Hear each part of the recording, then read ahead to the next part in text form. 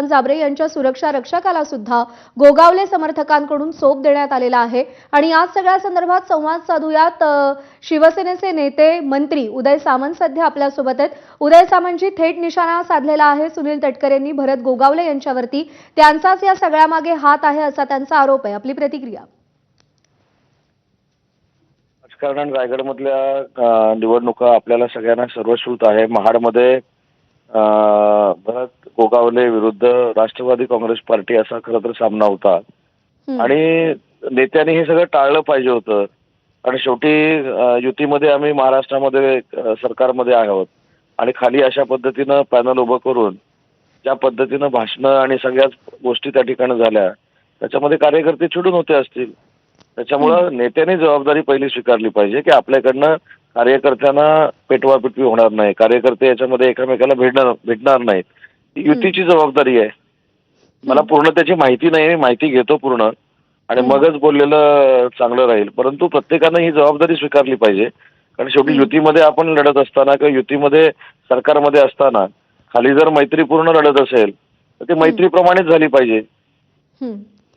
पण उदय सामंतजी, तटकरेंचा आरोप आणखी असा आहे की विकास गोगावले थेट मतदान केंद्रामध्ये जात होते, तिथल्या अधिकाऱ्यांशी बोलत होते आणि त्यामुळे आमचे कार्यकर्ते सुद्धा संतापले। मी म्हणूनच सांगितलं, मी त्याची पूर्ण माहिती घेतलेली नाही। मी फक्त जो वाद झालाय किंवा हाणामारी झाली त्याच्यावरच बोललो।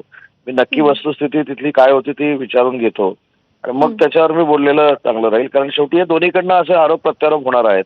जसं आता सुनील तटकरेंनी सांगितलं की त्यांची बाजू योग्य आहे, तशी भरत शेठची पण बाजू योग्य असेल ना, म्हणून जसा संघर्ष येतो। आणि म्हणून झालेल्या विधानसभा आणि झालेल्या लोकसभेची आठवण सुद्धा नेत्यांनी ठेवली पाहिजे। कार्यकर्त्यांना आज आपण भिडवतोय हे योग्य आहे असं मला वाटत नाही। उदय सामंतजी, आणखी एक महत्त्वाचा प्रश्न की गेल्या काही महिन्यांपासून, रादर वर्षांपासून आपण म्हणूया की गोगावले विरुद्ध तटकरे हा वाद काही संपत नाही आणि त्याचं पर्यवसन आज जे काही हाणामारीत झालं ते आपण पाहिलं। कोणीच सामोपचारानं का घेत नाहीये, मध्यस्थी का होत नाहीये? याच्यामध्ये एक महत्वाची भूमिका मी देखील बजावलेली होती, परंतु यामध्ये नेते मंडळींनी समजून घेतलं पाहिजे आणि वेळीच सगळ्या नेत्यांनी याच्यामध्ये हस्तक्षेप केला पाहिजे। जी भूमिका माननीय एकनाथ शिंदे साहेबांनी घेतली होती, एकनाथ शिंदे साहेबांनी वारंवार रायगडच्या 3 आमदारांना सांगितलेलं आहे की युतीमध्ये बाधा येईल असं कुठेही वागू नका आणि वक्तव्य करू नका, पण समोरचे पण थांबले पाहिजेत।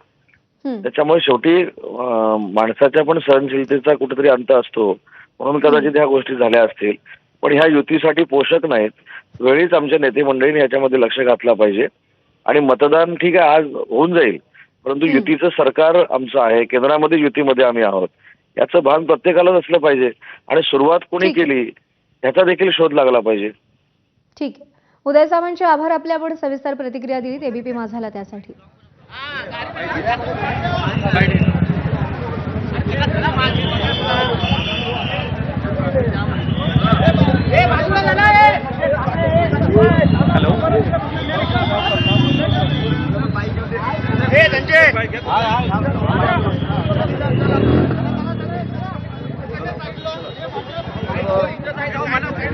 फोन हँग करून ठेवलाय मला, भाई काही करता येत नाहीये मला, कंटिन्यू फोन आहे, कट करा फोन ना।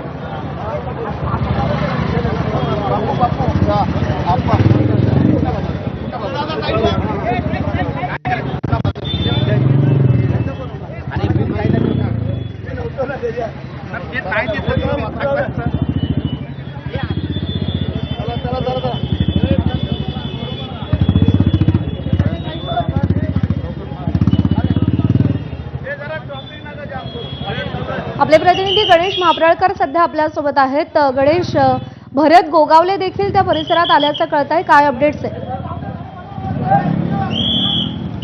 आता या ठिकाणी आपण बघितलात तर महाड शहरामध्ये मोठ्या प्रमाणात तणावाचं वातावरण निर्माण झालेलं आहे आणि या तणावाच्या वातावरणामध्ये स्वतः मंत्री भरत गोगावले देखील दाखल झालेले आहेत।